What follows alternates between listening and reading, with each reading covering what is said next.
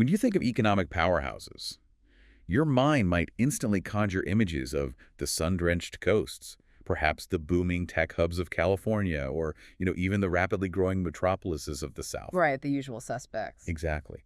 But what if we told you there's a state, quietly, yet remarkably, building one of the most resilient and incredibly diverse economies right in the very heart of the country? A place that consistently punches above its weight economically, often without grabbing the national headlines it truly deserves. That's a good way to put it. Welcome to the Deep Dive. Today we're embarking on a fascinating and genuinely insightful journey into Minnesota's economy as we look at it in 2025. Great topic. Our mission today is clear: to meticulously unpack the key sectors, the defining trends, the unique challenges, and the vibrant opportunities that truly characterize the North Star State's economic landscape. And we've got a lot of data to work with. We absolutely do. We've meticulously pulled together insights directly from a substantial stack of incredible sources, cutting-edge research, comprehensive economic data, and expert analysis, all designed to give you that essential shortcut to being truly well-informed about what makes this particular economy not just tick, but thrive. Yeah, it's a lot to synthesize. So settle in, because you're in for a surprising and incredibly fascinating exploration through the data. Indeed. And when we synthesize all the information from our various sources, they collectively paint a remarkably compelling and somewhat surprising picture of Minnesota's current economic status. Surprising how? Well, it's not merely strong. It's characterized by an extraordinary balance and a profound level of diversification. What's truly insightful about Minnesota's diversity is how it creates a unique economic shock absorber. Shock absorber, I like that. Exactly. Unlike states that might experience dramatic booms and busts tied to the fortunes of a single dominant industry, think of the dot-com bubble's impact on California or, the roller coaster ride of oil price swings in Texas. Right, very volatile. Minnesota's intentional spread across numerous sectors means a significant downturn in one area, say a specific manufacturing segment, can often be substantially softened, if not altogether offset, by sustained growth or even acceleration in another, like healthcare or advanced professional services. So it balances itself out, in a way. It does. And this isn't just a happy accident. It represents a strategic architectural choice in its economic development built over many decades that fundamentally offers a genuine long-term resilience that is, frankly, quite rare to find. This balanced foundation has allowed it to navigate recent global challenges with a remarkable steadiness. That's a powerful opening thought, this idea of a built-in shock absorber. Now, let's lift the curtain on the actual figures. What does the raw data tell us about the sheer economic muscle Minnesota is flexing? Okay, let's get into the numbers.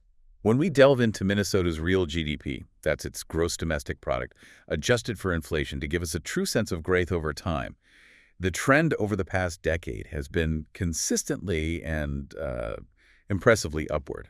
Steadily climbing. Yeah. Our sources show that in 2024, the state's real GDP actually reached a record $395.3 billion.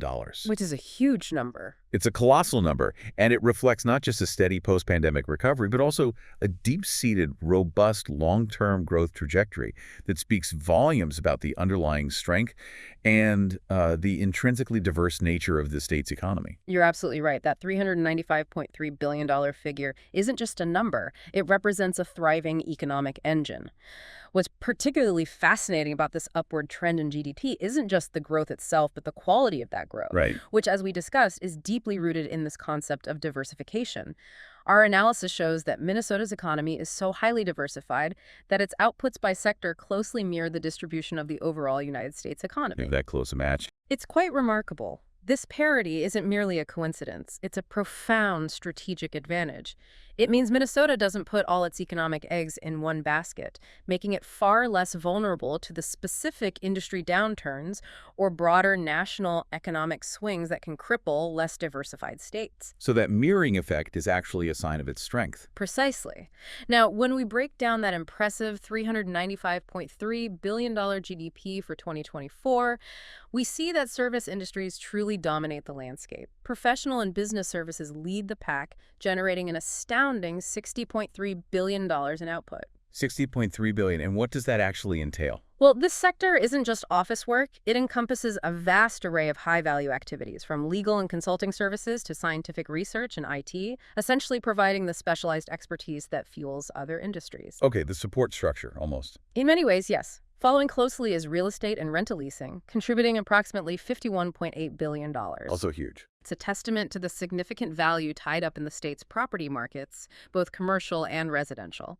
And then, defying some national trends, manufacturing remains a powerful force, adding around $46.3 billion to the state's GDP. Still a major player then, manufacturing. Absolutely. And this isn't your grandfather's manufacturing. It's high-tech, precise, and often tied to innovation. Think medical devices, for instance. Gotcha. But the diversification doesn't stop there.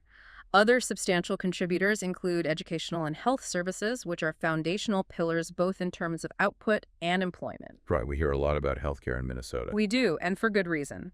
Then there's a robust finance and insurance sector, crucial for capital flow and risk management, and a thriving retail trade sector reflecting strong consumer activity. Okay. And while they might have a smaller direct share of the GDP compared to these giants, it's absolutely crucial to acknowledge the enduring and profoundly important role of Minnesota's traditional sectors, agriculture and mining. Ah, yes, the roots of the state's economy. Exactly. Their regional importance is undeniable, anchoring significant portions of greater Minnesota's economy and contributing to the state's unique identity. Minnesota is, for example, a top national producer of essential commodities like sugar beets, corn, peas, and turkeys, reflecting its agricultural prowess. Still feeding the nation. And beyond. Furthermore, the historic Iron Range in the northeastern part of the state continues to be a significant site for iron ore mining, a foundational industry for steel production. Right, the range. This incredible balance of industries, spanning from cutting-edge high-tech services to the foundational natural resources that have shaped the state for centuries, has long been a hallmark of Minnesota's economy. It's precisely this diversity, this strategic spread, that underpins its stability and gives it that remarkable resilience we discussed. That shock absorber effect again. Exactly, allowing it to weather national economic shifts more effectively than states reliant on just a few dominant industries. It's really a testament to long-term, deliberate economic planning and evolution. That's a powerful deep dive into the foundational numbers, painting a picture of both scale and strategic balance. But for the people listening, what's the actual on-the-ground reality? What story does the labor market tell us about daily life and opportunity in Minnesota? Yeah, let's shift focus to the people side. Here's where it gets really interesting, shifting from the big picture dollars to the everyday impact jobs. The overall picture presented in our sources is one of a labor market that is unquestionably strong, which is fantastic news. Definitely good news. But it's also growing somewhat slowly.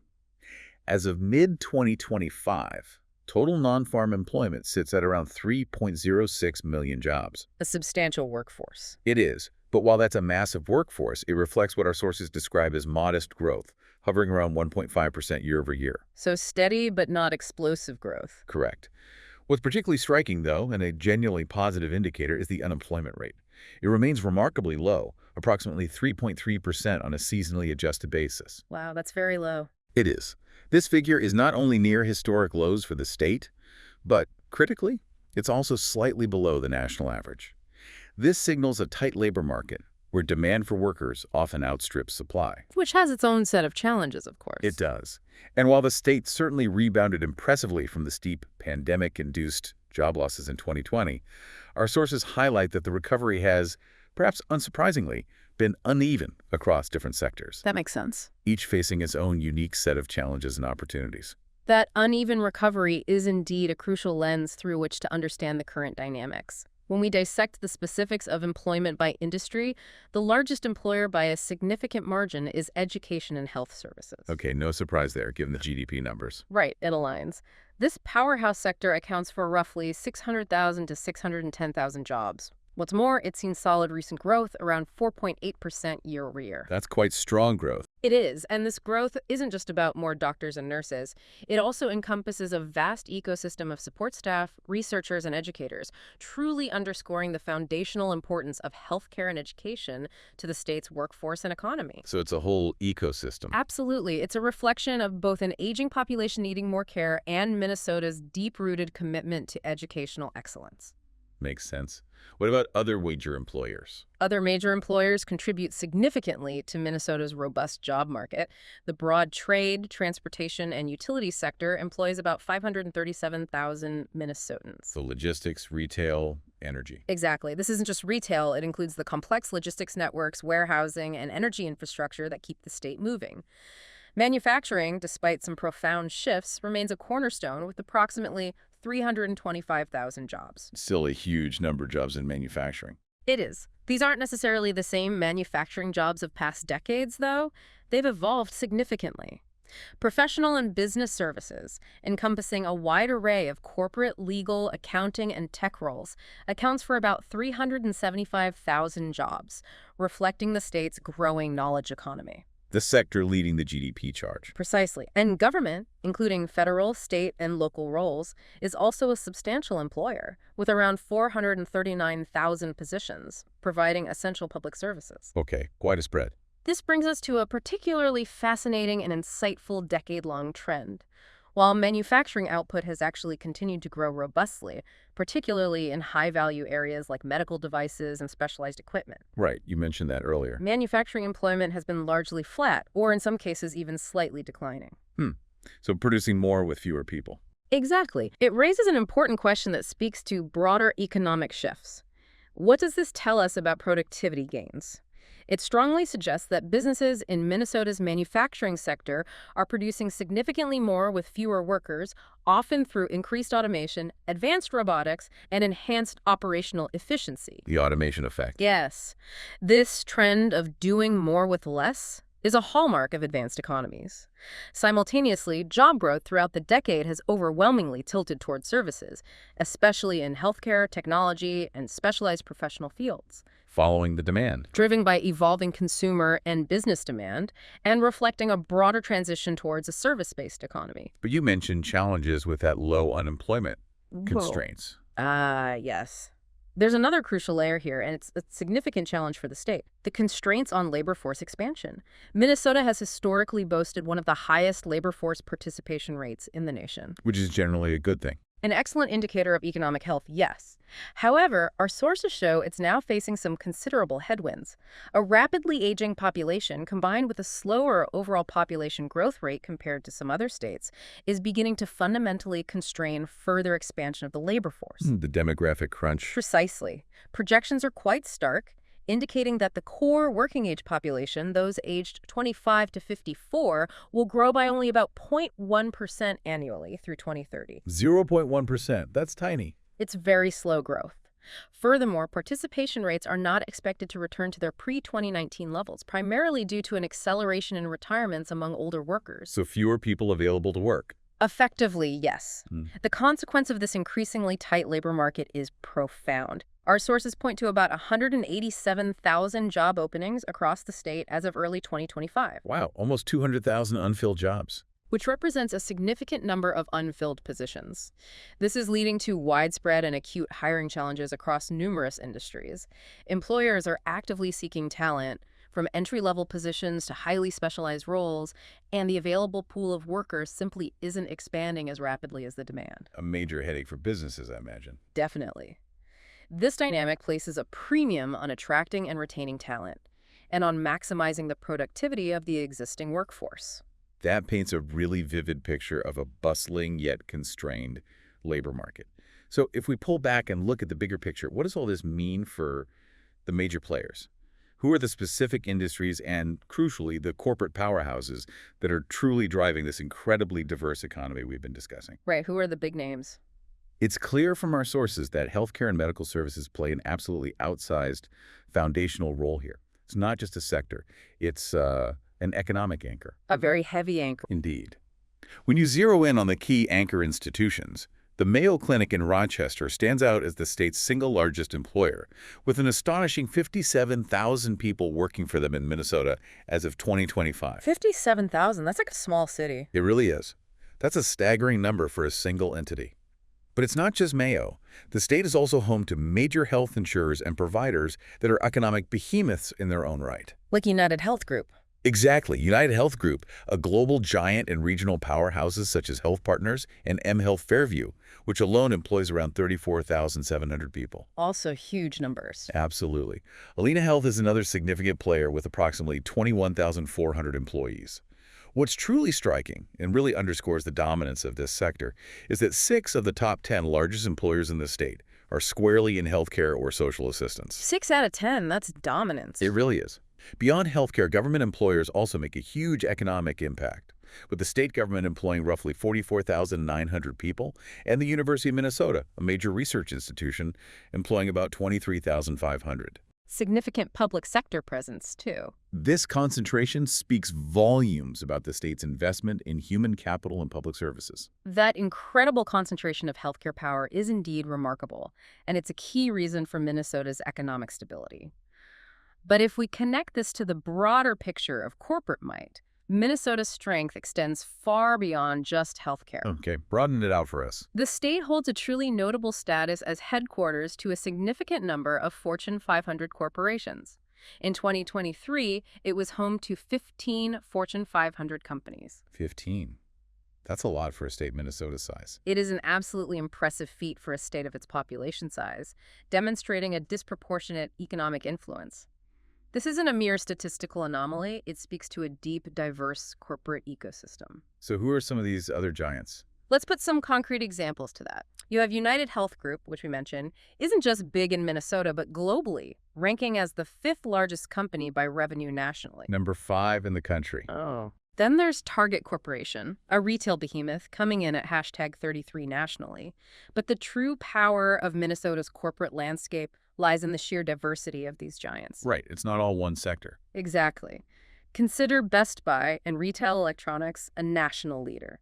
Then there's 3M, a diversified manufacturing and technology conglomerate known for everything from Post-it notes to advanced materials. Everyone knows 3M. Absolutely. CHS Inc. is a massive agribusiness cooperative, a cornerstone of the state's agricultural heritage. U.S. Bancorp is a major player in banking, and food processing giants like General Mills and Hormel Foods feed the world from their Minnesota bases. Big food companies, too. Very big. In medical devices, you find global innovators like Medtronic and Boston Scientific with significant operations and headquarters in Minnesota. And let's not forget Ecolab for water and hygiene technologies and Xcel Energy for utilities, just to name a few of these corporate titans. That's an impressive roster and really diverse. It is, and it's not only the publicly traded companies. The state also hosts incredibly large private companies that are often overlooked in the headlines, such as Cargill. Oh, Cargill. Huge. Which is actually the nation's largest private company and a global leader in agribusiness. Another is Carlson Companies, a significant player in hospitality and travel. These firms have deep roots in Minnesota, often spanning generations, and contribute immensely to its economic fabric, fostering innovation and creating thousands of jobs. So public and private powerhouses. Correct. Manufacturing, as we mentioned earlier, remains a formidable force, driven by major employers like 3M with its expansive product lines, Polaris, renowned for ATVs, snowmobiles, and other recreational vehicles Love the stuff. that often push the boundaries of design and engineering, Toro for its innovative lawn and landscaping equipment, and Anderson Corporation, a leader in windows and doors. This sector spans everything from precision medical devices to heavy machinery, showcasing a high degree of technological sophistication. A lot going on in manufacturing. Definitely. Retail and services are anchored by Target and Best Buy, of course, but also by the sheer magnetic draw of the Mall of America. Can't forget the mall. Which isn't just the nation's largest shopping mall, but a sprawling entertainment and tourist destination in its own right, attracting millions annually and supporting countless businesses. Finance and insurance are robust, with U.S. Bank as a major player, along with other significant institutions like Ameriprise Financial, Thrivent, and a very large presence of Wells Fargo in the Twin Cities. A strong financial sector, too. Very strong. This rich and strategically diversified mix of major employers across healthcare, corporate headquarters services, finance, food, agriculture, and advanced manufacturing unequivocally underscores Minnesota's multifaceted industrial base. It's not reliant on just one thing. Not at all. It's not reliant on just a few giants. It's a true ecosystem of diverse corporate power, providing a profound level of economic stability and opportunity. We've looked at the big picture of Minnesota's corporate landscape, but it's never just one story, is it?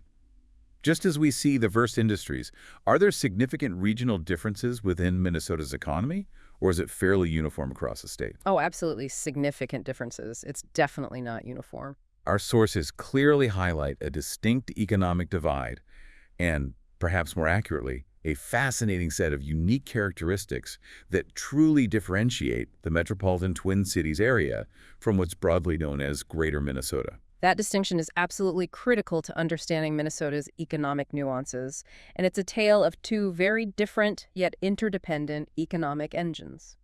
Break down those two engines for us. Well, the Minneapolis-St. Paul metro area, home to a population of about 3.7 million, truly stands as the state's undeniable economic engine, accounting for the vast majority of jobs, innovation, and overall output. The core driver. Unquestionably. This region is a major concentration point for those corporate headquarters we just discussed, the financial services sector, numerous institutions of higher education, and advanced industries like tech and medical devices. All concentrated there. Largely, yes. Its productivity and incomes are notably high. For example, Minneapolis-St. Paul's per capita GDP, which hovers around $77,000, is approximately 14% above the U.S. metro average. Pretty productive. Very. It also houses major healthcare hubs with 2 large medical schools and the headquarters of numerous health companies, alongside a rapidly growing tech and startup scene that's fostering new waves of innovation. So that's the Twin Cities picture. What about Greater Minnesota? In stark contrast, Greater Minnesota, which encompasses all the rural areas and smaller metropolitan regions outside the Twin Cities, relies more on traditional sectors like agriculture, natural resources, manufacturing, and local services. More resource-based. Generally, yes.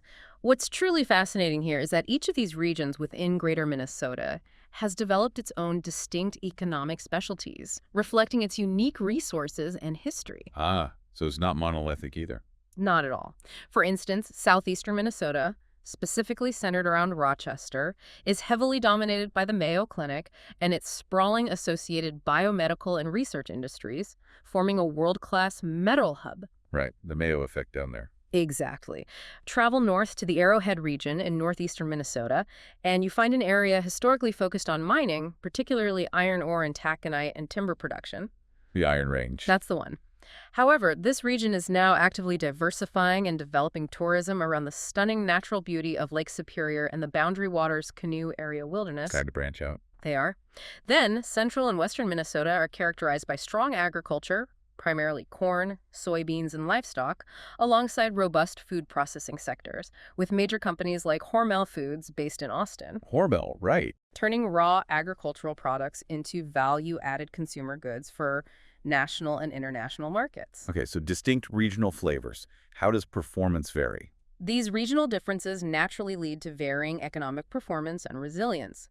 Post-2020, the Twin Cities metro area recovered its output quickly and saw robust gains in certain sectors, notably healthcare, which impressively added 12,000 jobs from 2019 to 2023. Strong healthcare growth. Very strong. However, what's interesting is that its overall employment actually fell slightly over the first part of the decade, with 1.2% fewer jobs in 2023 than in 2019, even as the U.S. overall gained 3.4% during that same period. Fewer jobs overall in the metro, despite GDP growth. Yes, it's a curious trend. This muted job growth in the metro is partly attributed to that tight labor market we discussed earlier and the slower overall workforce growth. It suggests that while output is high, finding enough people to fill all positions is a challenge. The labor constraint again. Exactly. On the other hand, some regions in Greater Minnesota actually managed to defy these trends and grow jobs post-pandemic. Oh, interesting. Which ones? The Northwest and Central regions, for example, had more jobs in 2023 than in 2019, largely buoyed by industries like construction and manufacturing, indicating a localized resurgence. The Northwest, in particular, led with a modest employment growth of 0.8% from 2019-2023, and even achieved real GDP growth of about 1.9% annually from 2019-2022. So pockets of growth outside the metro. Yes, demonstrating a quieter yet consistent expansion. Were there regions that struggled more? Unfortunately, yes. In contrast, the Northeast region, which includes Duluth and the Iron Range, struggled significantly more. It experienced the steepest job losses, down 3.6% from 2019-2023, Ouch. and was notably the only region that saw a decline in its GDP. This was largely due to persistent population loss as younger generations moved away for opportunities and significant hits to its healthcare sector, which shed approximately 2,000 jobs, impacting a critical local employer. Tough situation up there. It has been challenging. The Southwest region, primarily a rural farming area, also saw its employment drop by about 2.1% over that period, reflecting the ongoing consolidation and efficiency gains in agriculture that reduced direct farm employment. Fewer farm jobs needed. That's the trend. Across all regions, despite these disparities, unemployment remains commendably low, generally in the 3–4% range, which points to a generally tight labor market statewide. Still tight everywhere, basically. Pretty much. However, labor shortages are particularly acute in many rural areas where attracting and retaining skilled workers is a constant uphill battle. The mismatch problem. Right. Wage levels and the cost of living also naturally differ regionally. The Twin Cities and Rochester areas command significantly higher average wages, but also come with commensurately higher housing costs and overall expenses. Higher pay, higher cost. Typically, smaller communities, predictably, have lower costs of living and correspondingly lower prevailing wages, which can be a double-edged sword. More affordable living, but potentially fewer high-paying job opportunities. Trade-off. Always. Despite these regional disparities, it's worth noting that every single region in Minnesota experienced wage growth in recent years, and all saw their total payroll, that's the aggregate wages paid to all workers, rise since 2019. So paychecks are getting bigger everywhere. Yes, even in areas where job counts might have lagged slightly. This indicates a broad-based improvement in earnings across the state, even in the face of varying economic performance. That's an incredibly nuanced look at the regional differences. It's clear that Minnesota isn't a monolith. This naturally leads us to ponder. Beyond where people work and the distinct regional economic flavors, how are Minnesotans actually doing financially on a personal level? The bottom line question. Exactly. What's the story with wages and the cost of living in the state? Our sources paint a generally positive and, for many, quite attractive picture. Minnesotans tend to enjoy high wages coupled with moderate living costs, A good combination. which collectively contribute to a remarkably strong overall standard of living, one that often surprises those unfamiliar with the state. Yeah, it punches above its weight there, too. To put some concrete numbers on that, the average weekly earnings in Minnesota were about $12,284 as of April 2025. Okay, $12,084 a week on average. And this isn't just a static figure. It represents real growth, being roughly 2.3% higher in real terms, meaning adjusted for inflation, so it reflects true purchasing power than a year prior. So wages are actually beating inflation. That's what the data suggests, yes. This means Minnesotans' paychecks are actually gaining ground against rising prices. And Minnesota's standing nationally is particularly impressive. It ranks 6th among all states for its average wage level. 6th highest pay in the U.S., not bad. Not bad at all, placing it firmly in the top tier. But here's the truly compelling part, and what makes Minnesota's economic story stand out. When you account for cost of living differences, Minnesota impressively ranks 3rd in real purchasing power across the entire nation. 3rd, wow. That's the key metric, isn't it? It really is. This is a crucial insight. It means that a paycheck earned in Minnesota stretches significantly further, allowing people to acquire more goods and services and ultimately enjoy a higher quality of life than in many other states. Especially coastal states. Especially those, yes. Even those with similar or even nominally higher wages, but dramatically higher costs of living. It's about what your money actually buys you. That idea of purchasing power is absolutely key, and it's a critical differentiator for Minnesota. The cost of living in Minnesota is, on average, slightly lower than the U.S. overall by a small but meaningful margin. Just slightly lower overall. Yes, but that average hides some variation. While housing in the Twin Cities metro has, like many urban centers, become more expensive in recent years. Sure, hear about that? You still find particularly affordable housing in many rural areas, which helps to balance out the statewide average and offers diverse options for residents. This overall moderation in living expenses significantly amplifies the impact of those higher wages. So the affordability outside the metro helps the state average. It does. Let's add more context to the personal financial picture. The statewide median household income in Minnesota was approximately $82,300 in 2023. $82,000. Which is substantially above the U.S. median, indicating a broadly prosperous population.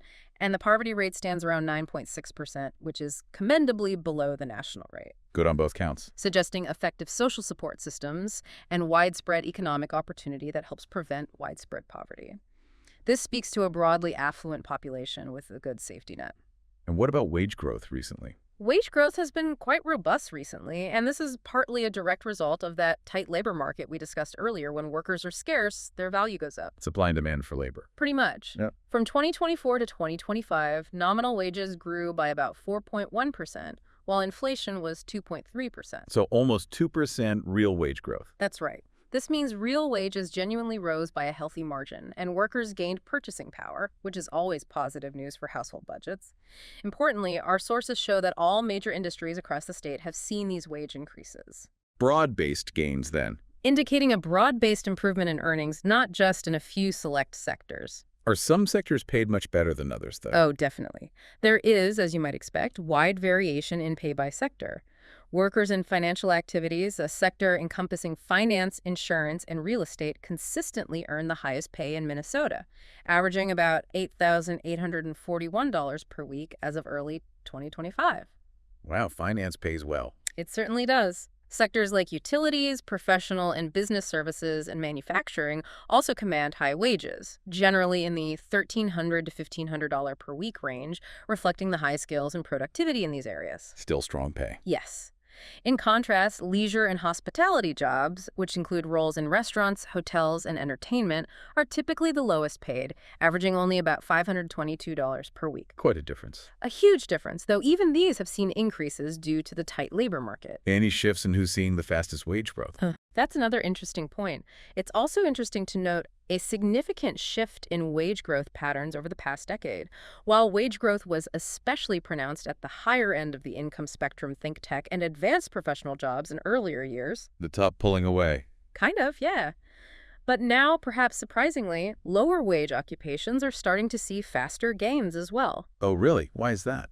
This is largely aided by those persistent labor shortages, which force employers to offer higher pay to attract workers, and by recent minimum wage increases implemented at both the state and local levels. Policy playing a role, too. Absolutely, which are helping to lift wages from the bottom up and address income inequality, at least to some extent. Okay, so generally positive on wages, but what about costs? Any concerns? Yes. On the cost side, while generally moderate, housing and childcare have emerged as growing concerns for many Minnesotans. The affordability crunch. Exactly.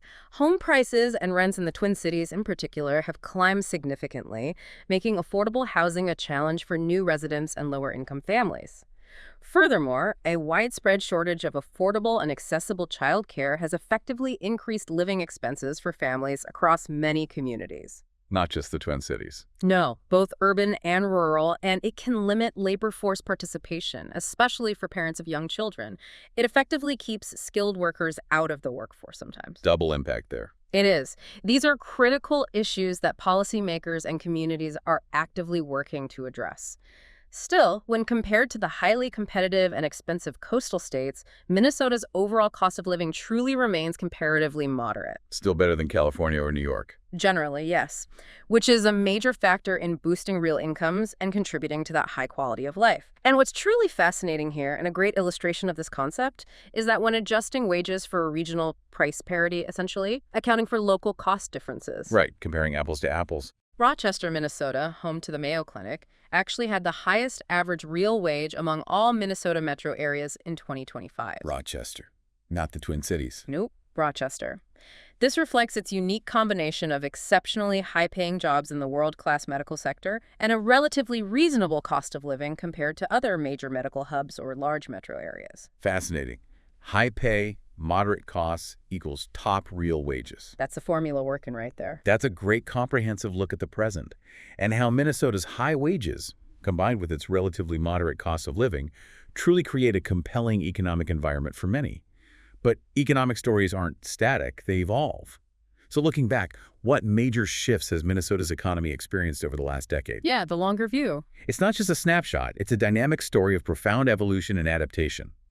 Our sources highlight a consistent overall growth, with the state's inflation-adjusted GDP in 2024 roughly 15–20% higher than it was a decade prior. Solid growth over 10 years. So growth has been a constant, but how has the nature of that growth, the very fabric of the economy, truly changed? That's an excellent question, because while growth has indeed been consistent, the underlying composition of the economy has certainly undergone pivotal transformations. The most striking shift over the past decade has been the significant and undeniable rise of knowledge-based and tech-oriented industries. The tech boom reaching Minnesota. You could say that.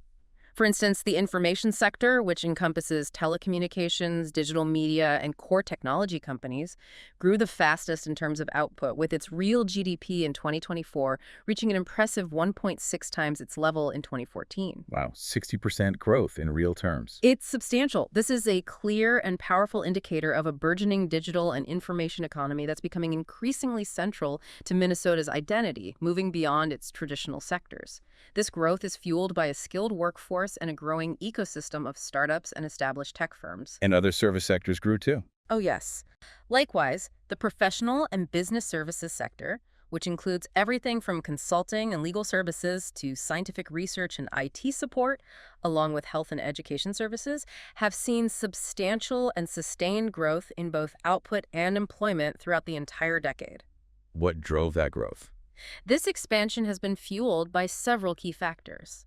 An ever-increasing demand for healthcare, driven by an aging population that requires more sophisticated medical care, and by continuous advancements in medical technology. Minnesota's strong suit. Absolutely, an area where Minnesota is a global leader. Additionally, the significant expansion of corporate and tech services, particularly concentrated in the vibrant Twin Cities, has created a demand for high-value professional expertise. What about manufacturing and agriculture over the decade? Manufacturing has also undergone an incredibly interesting evolution. While its output has continued to rise robustly, particularly in high-value niches like precision medical devices, innovative food processing technologies, and complex high-tech equipment. Output still rising. Yes, but manufacturing employment has either declined or largely stagnated. This is a classic and clear sign of increased automation, the adoption of advanced robotics, and profound productivity gains. That productivity trend again. Exactly. Companies are simply becoming far more efficient in their production processes, requiring fewer human workers to achieve significantly higher output. Agriculture, a traditional bedrock of Minnesota, remains incredibly productive. Still efficient farming. Very efficient. But that productivity is increasingly due to enhanced efficiency through technology, precision farming, and a significant shift towards value-added processing. Minnesota's agribusiness has transitioned substantially from solely raw commodity production towards sophisticated food manufacturing. Moving up the value chain. Precisely. With global companies like General Mills, Cargill, and Hormel leading the way, effectively turning farm output into high-value consumer products. How did the pandemic impact this trajectory? Ah, yes. A pivotal and profoundly impactful event that reshaped the decade was, of course, the unforeseen shock of the COVID-19 pandemic recession in 2020. It caused a sharp but critically temporary economic contraction in Minnesota. A big dip. A big dip, yes. GDP fell dramatically in 2020 and unemployment spiked significantly, with sectors like leisure and hospitality and personal services being particularly hard hit due to lockdowns and social distancing. Tough year. Very tough. However, what our sources consistently emphasize is that the state experienced a remarkably strong and resilient recovery. By late 2021 or early 2022, Minnesota's GDP had fully regained its pre-pandemic level. A quick bounce back, relatively speaking. It was, demonstrating the underlying strength and flexibility of its diversified economy. Most industries, with few exceptions, bounced back remarkably well in terms of output, showcasing the state's economic fortitude. Any lasting changes from the pandemic era? While the recovery was strong, there were also some permanent shifts that emerged post-pandemic. Remote work, for instance, became much more common and accepted, especially in tech and corporate jobs. Work from home effect. Exactly, impacting office occupancy and commuter patterns. Furthermore, some workers, particularly older ones, opted to leave the labor force early through accelerated retirements, choosing to exit the workforce permanently. Adding to the labor shortage. Definitely. These factors, alongside slower population growth, have collectively contributed to the current tight labor supply and the widespread worker shortages we've been discussing. Over the period from 2015 to 2025, Minnesota's economy also grappled with this overarching challenge of slowing labor force growth due to those long-term demographic trends we detailed earlier. The demographics really loom large. They do. This means that economic growth in recent years has increasingly come from improvements in productivity, through technological adoption and more efficient processes, and from capital investment rather than just pure labor force expansion. Growth through efficiency, not just more workers. That's the key. The state's population growth has been modest, and net migration even turned slightly negative in some recent years, as Minnesota competes with fast-growing Sunbelt states for talent. Losing some people to the south. It seems so in some years. Despite these demographic headwinds, Minnesota's deeply diversified economic base has provided consistent and steady growth, allowing it to maintain its top-tier ranking for measures like per capita income and labor force participation throughout the entire decade. Still holding its own despite the challenges. Absolutely. It's truly a story of adaptability, strategic evolution, and enduring resilience in the face of significant challenges. That's a truly comprehensive look at Minnesota's economic odyssey over the last decade, highlighting its impressive resilience.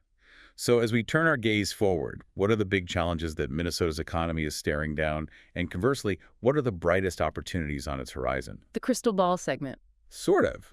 Every economy has its headwinds and its tailwinds, and Minnesota, even with its strong foundation, is certainly no exception. That's right. The state is facing a complex mix of both critical hurdles that demand strategic attention and profoundly promising avenues for continued growth.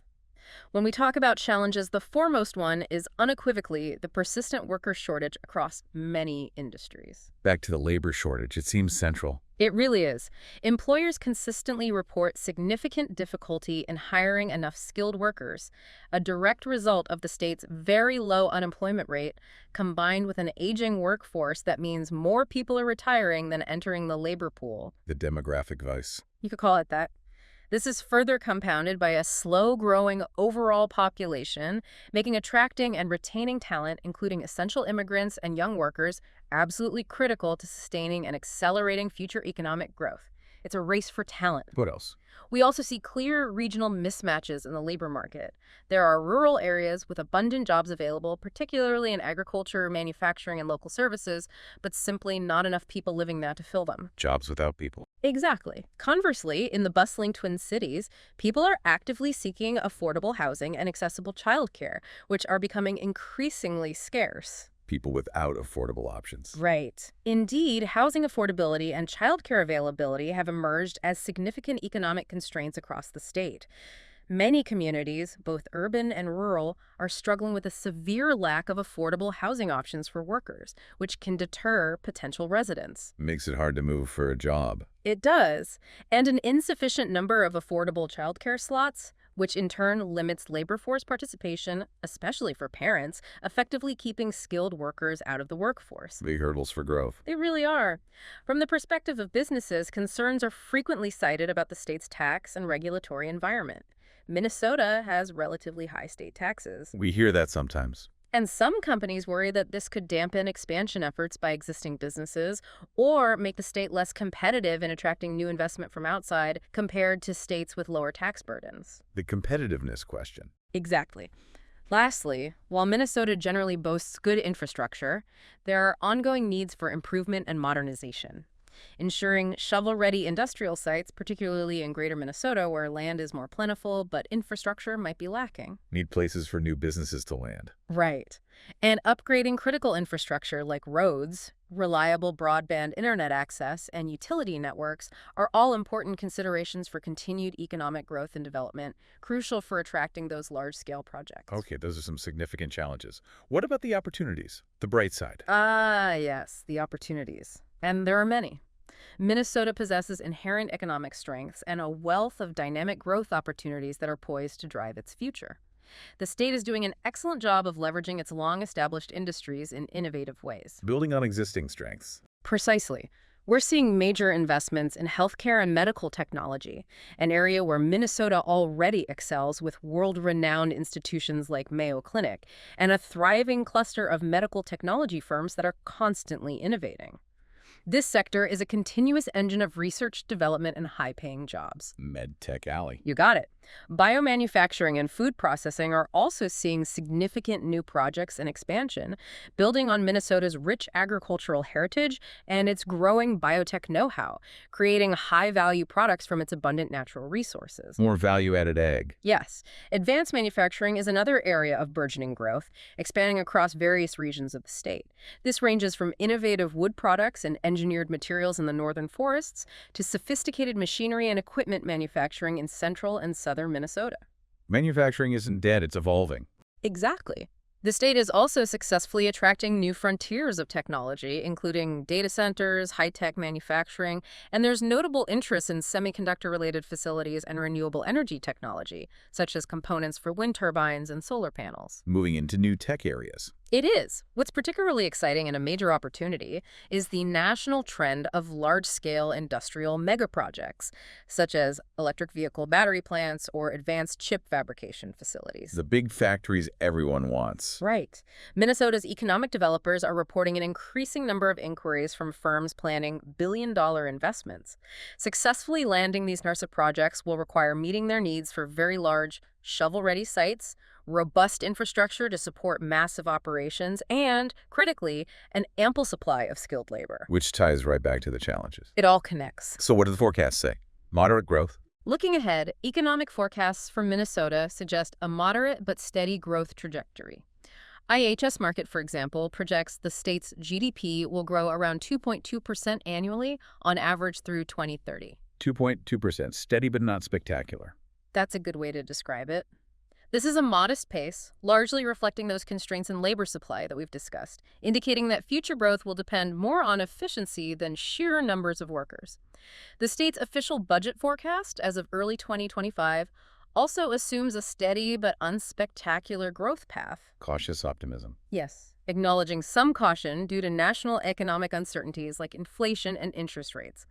By 2025-2027, Minnesota's unemployment rate is expected to edge up slightly, likely into the 4–5% range. A bit of cooling off. As the economy cools from the immediate post-pandemic boom and the labor market gradually realigns, even with these projections, Minnesota remains relatively well-positioned due to its uniquely diverse industry mix, its highly educated workforce, and a high quality of life that continues to attract and retain talent. The fundamentals are still strong. Very much so. The crucial focus moving forward will be on innovation and productivity, with slower labor force growth as a demographic reality, boosting output through technology adoption, continuous worker training, and increased research and development will be absolutely vital. Productivity is key. It's paramount. Furthermore, strategic initiatives to expand the labor pool, such as improving childcare access, encouraging targeted immigration, and engaging underemployed groups, are already underway to help employers fill those persistent job openings and ensure continued inclusive prosperity. So, bringing it all together, our deep dive reveals that Minnesota's economy in 2025 is clearly strong, remarkably resilient, and incredibly multifaceted. A complex picture, but largely positive. It's truly led by powerhouse sectors like healthcare, advanced manufacturing, sophisticated corporate services, and its deeply ingrained innovative agriculture-related industries. The Twin Cities metro undeniably continues to drive much of the state's growth, acting as the primary economic engine. The main hub. While other distinct regions across the state contribute their own unique and incredibly valuable niche strengths, from the biomedical hub in Rochester to the revitalizing natural resource and tourism sectors of the north. Each playing its part. The past decade has truly been a testament to Minnesota's remarkable resilience and adaptability. We've seen the state weather a sharp, unprecedented recession and emerge not only intact, but with historically low unemployment rates and consistently rising incomes for its A residents, strong track record. proving the strength of its diversified economic model. While there are certainly significant challenges on the horizon, that tight labor market, the undeniable demographic shifts, and the ongoing need to ensure broad-based opportunity reaches and benefits every corner of the state. Big challenges, no doubt. Minnesota's long-standing assets provide an incredibly solid, unwavering foundation for future growth. Its unique and diverse economy, the presence of major, globally recognized and innovative companies, and a consistently high standard of living truly set it apart and position it well for the decades to come. Well said. And what's truly fascinating here, as we reflect on Minnesota's economic journey, is that its story isn't just about big numbers or impressive corporate headquarters. It's a compelling case study in how a profound commitment to diversity, strategic and sustained investment in human capital through education and innovation, and a genuine focus on quality of life can collectively create remarkable stability and enduring prosperity. Even in tough times. Exactly, even in turbulent and uncertain global times. The ultimate question for the state, and perhaps for us to ponder as we consider the future of all regional economies, is how these foundational strengths can be leveraged even more effectively. How to build on that success. Right. How can Minnesota truly overcome the demographic headwinds it faces, the slower population growth, the aging workforce, and ensure that its prosperity not only continues but truly reaches and benefits every single corner of the state across all its diverse regions in the decades to come? Spreading the wealth, essentially. In a way, yes. It's a substantial challenge, yes, but also an incredible opportunity for continued innovation and for building an even more inclusive and robust economic future.